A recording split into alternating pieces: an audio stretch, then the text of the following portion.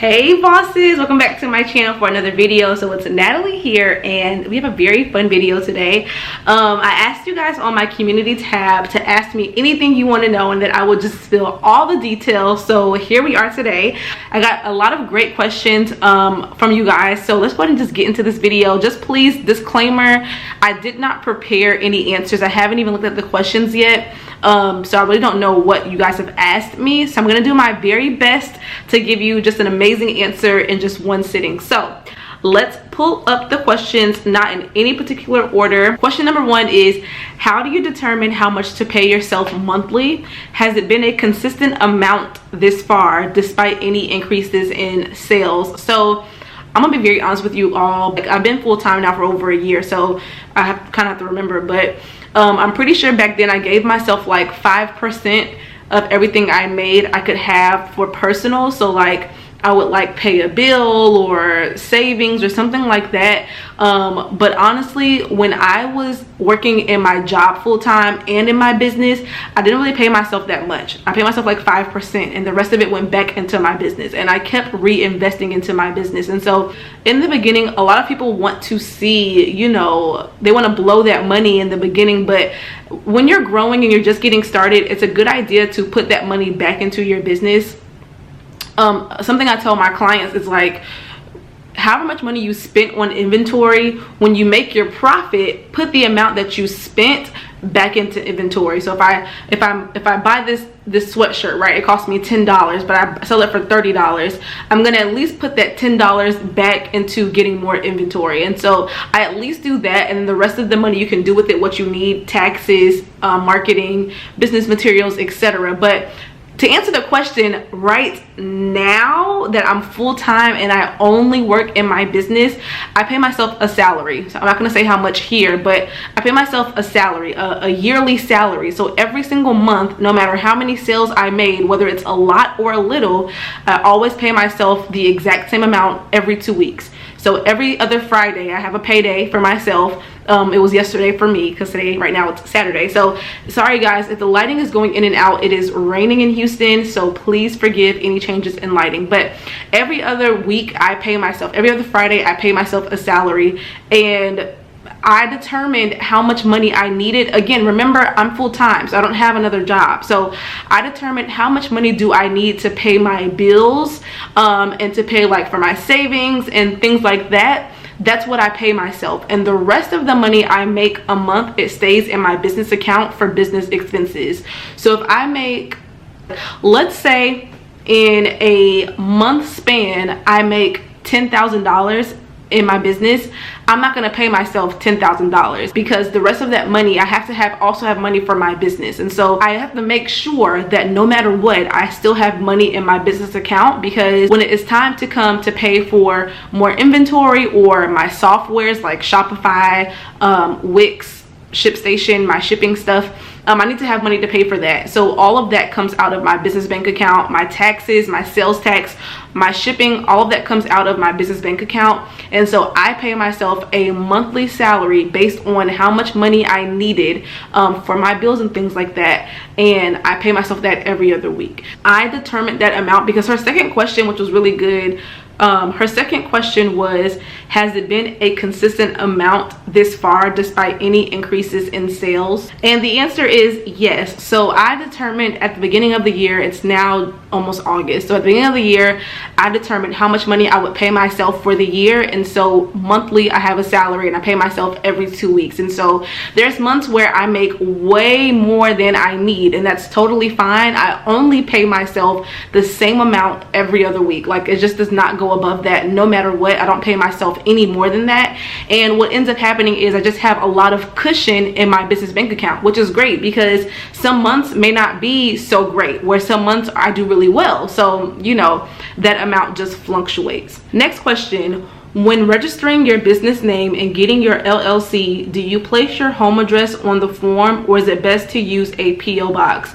So when I got my LLC created, again, you guys, I don't answer that many like legal questions because I don't want you all to do anything incorrect and then blame me. So for any further questions outside of this Q&A about LLC and things like that, it's best to contact like state officials or business attorneys in your area. But just to answer this question, when I created my LLC, I had a registered agent. So I hired a company to be my registered agent. So on my LLC, my address was nowhere. I had a registered agent in the state of Texas who served as, the purpose of the registered agent, you all, is to be able to have a different business who accepts business documents on your behalf from the government.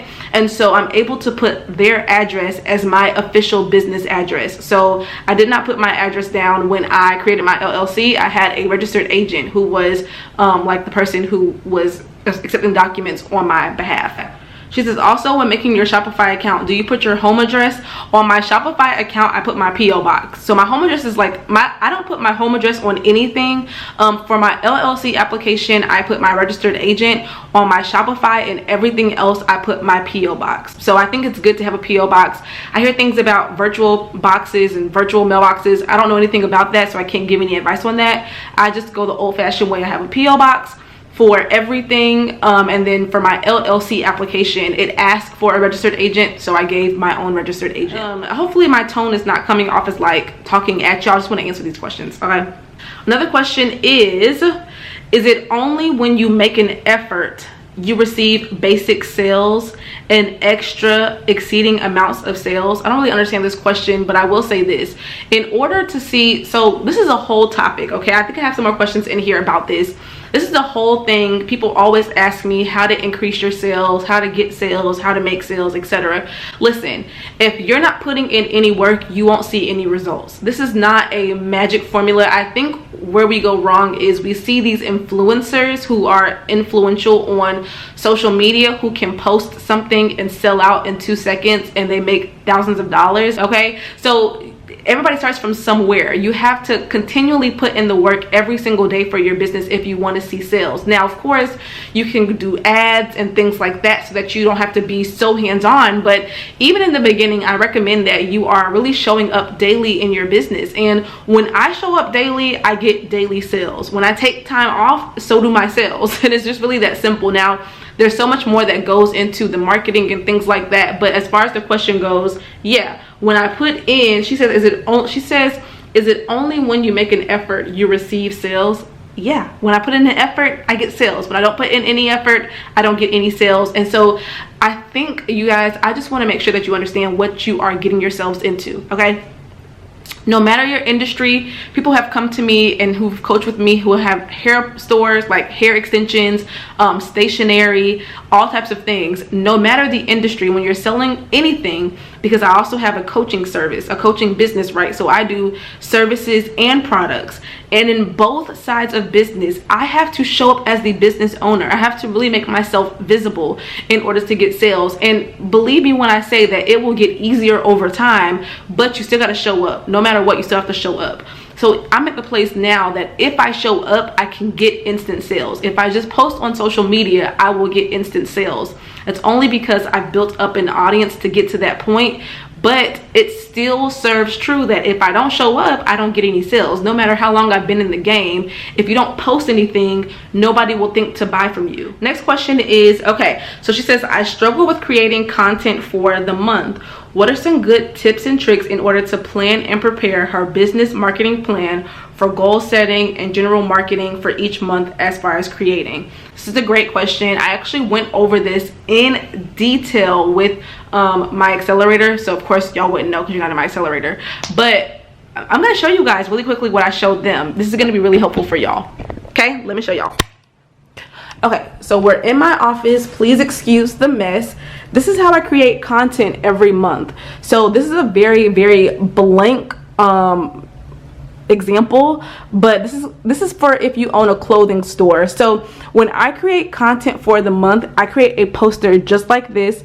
I'll put something like August content at the top, and here I just said that this is for clothing. I have two businesses, clothing and coaching, so I have two different things that I do. But let's say for clothing, right? So if I want to create content, I'm going to first set my goals. So first ask yourself, what are your business goals? Are your goals to sell out of a certain item, to launch a certain item, to make a certain amount of money? You determine that first, right? So when you want to make content beginning of the month, first determine what are your goals. Once you have your goals determined, then you create content that will help to make that goal come to pass. So you cannot start anything out without a goal, right? So here, my goal for this content is I want to sell out of all 4 items. So let me show you guys what the items are. So I want to sell out of a classic Fearless t-shirt, of a blue loungewear set, of a hoodie, and a glam pink dress. So these are 4 things that I want to sell this month, right? 1, 2, 3, 4. This is my goal up here. I want to sell all of these things. So down here, I actually plan out my content. Each square corresponds with a different goal. So this is my goal for my Fearless t-shirt. This is my goal for my blue loungewear, etc. So when I'm creating content, I'm thinking of what am I going to post to help me to get to that goal.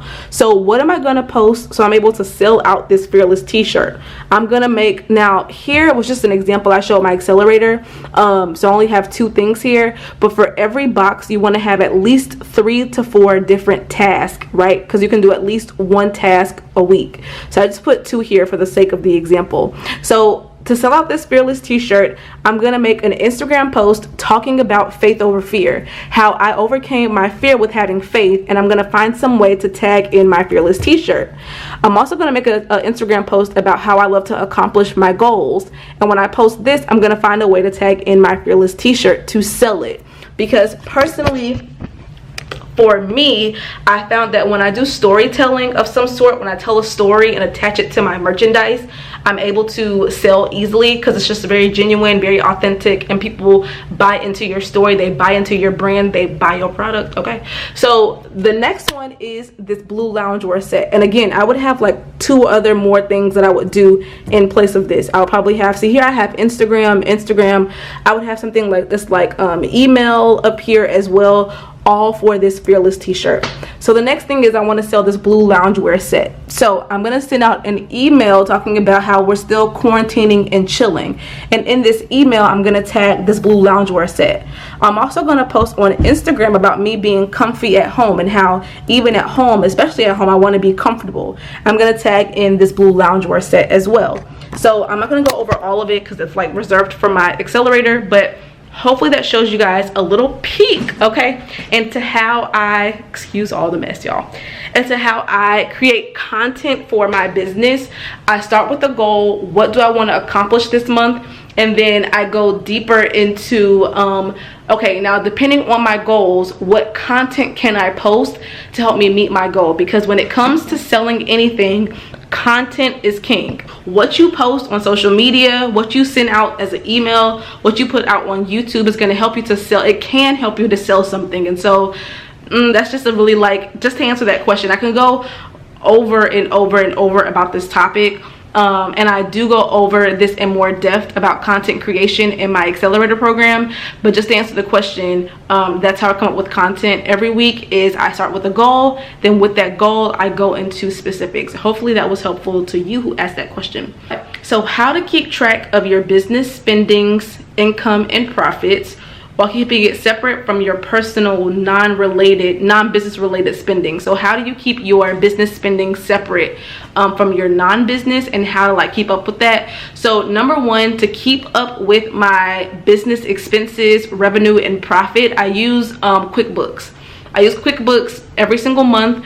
You know, I just have it attached to my bank account. So number 1, you really want to make sure that from the beginning of time, like right now, girl and guy, you need to have a business bank account. You just have to. You just need to, because it's a very, very easy way to keep your business expenses and like spending and revenue and all of that separate from your personal. And so it's just an easy way to track everything. But once you have that business bank account, okay, then you also want to attach it to a QuickBooks account.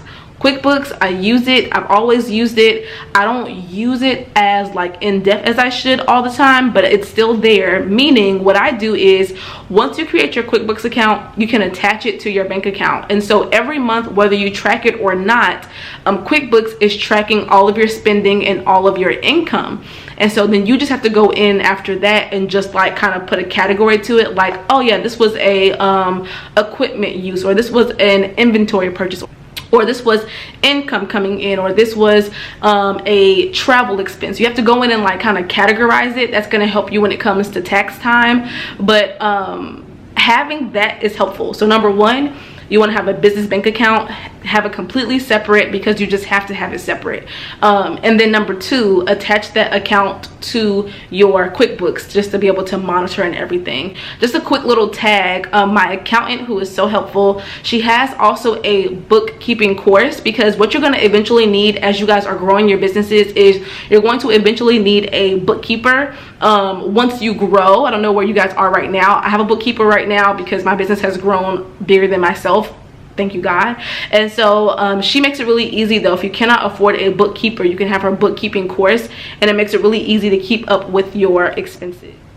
This is a great question to end with. She says, hi, how do you increase followers and engagement on Instagram and YouTube? It is not easy. So I love this question. I get this question all the time, and quite frankly, there's just no easy answer for this, but I will give you guys a few different tips for both of them. So she says, how do you increase followers and engagement? I do understand that it's really difficult to build followers, but something that I've learned is the more consistent you are, the more you will grow. And I mean consistent in two different ways. Consistent, number one, in like posting frequently, and you can determine what that is, but you want to do it at the same frequency over time. But also consistency in what you post. This is also going to be the same for Instagram as well. So not only do you want to post frequently on your platform, but you also want to post the same type of content over time. People will end up following to you when they can understand that they can expect the same type of content from you over time. So people who post all over the place, who post different things all the time, you'll see less followers because they don't really know what to expect from you. But on your YouTube channel and on your Instagram, when you post the same type of content on the same topic for a period of time, your niche or your audience will say like, okay, this is the place for me. I can go ahead and subscribe. I can go ahead and follow because I know that I can expect the same type of content in the future. But the second part of that question, which is so important, is how to actually have them engaging with you. And so to really build up engagement, and what does that word mean? It just means that people are actually like interacting with you. They're actually liking your post. They're taking action from your post. If you say buy this, they're actually buying. If you say subscribe here, they're actually subscribing. So that's what engagement means. And as a business owner, you need your audience to engage with you. That's just like a non-negotiable. And an easy way to have them engage with you is by you being real with them. Be a human. Step off of your pedestal and actually ask them questions. Get to know them. Be genuine and be appreciative that you have an audience who's actually interested in you. And so ask them questions, have conversations with them. Talk to your audience like you're talking to your best friend. Include them in the process for buying new inventory for your business. Include them in the process for adding on new services, and just ask them questions. If you guys will just go and look at my Instagram story, and I'm saying this confidently because every single day I am updating my Instagram story. And so no matter when you're watching this video, just go over to my Instagram and look at my story on my personal Instagram. It's a personal / business Instagram, and every single day I engage with my audience in some way. I'm asking them questions, I'm telling them stories, I'm just talking with them, chatting with them, sharing things with them, bringing them along the process, selling things to them as well every single day. And stories has become a place on my social media where I make the most money, on Instagram at least. But it's because I'm being genuine and I actually care about the interests of those who are following me. I'm continually bringing them along on the process. And so whether you're doing it through stories or your Instagram timeline or YouTube videos or emails, all of that is considered content. And so with everything you post, you want to be as genuine as possible. Think about the person that you are talking to. Think about what their needs are and talk directly to them. And this is how you can increase engagement. So there's no like secret formula to engagement. Engagement comes when you are just being genuine. Take some time out and dedicate it daily or weekly, whatever you have time for, to your social media to grow it. Be consistent, post often. Of course you can use hashtags and you can do shout outs, so you can do things like that, but also just the organic part of audience building is of course just being consistent and being there for your audience. You can of course also do things like Instagram ads, Facebook ads, and those things will also help to improve and increase your audience quicker. But when it comes to engagement, ads can't help you engage more. You have to engage, and that's how you can build engagement with your audience. So I hope you guys enjoyed these questions. These were some really great questions for business owners no matter where you are in the building process. I enjoyed coming with you guys and giving you all the answers. If you enjoyed this video, make sure you hit the thumbs up button down below. If you're new to my channel, hit the subscribe button, and I will see you guys in my next video. Bye bosses.